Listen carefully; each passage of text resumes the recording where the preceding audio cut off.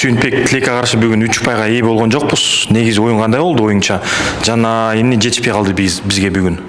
Саламатсыздарбы? Оюн негизинен оор болду. Кара Балта командасынан Кыргыз Алтын командасы аябай жакшы организованный команда экен. Аягына чейин ойноп, бизден 2 упай алып койду да. Анан экинчиси бул оюн сен үчүн өзүнчө маанилүү болду. Анткени биздин академиясынан баштап биринчи курамга чейин жетип, эми азыр 100 расмий оюн өткөрдүң. Ушул боюнча оюң, пикириң, сезимдериң кандай? Чоң рахмат. Бул мен үчүн аябай сыймык.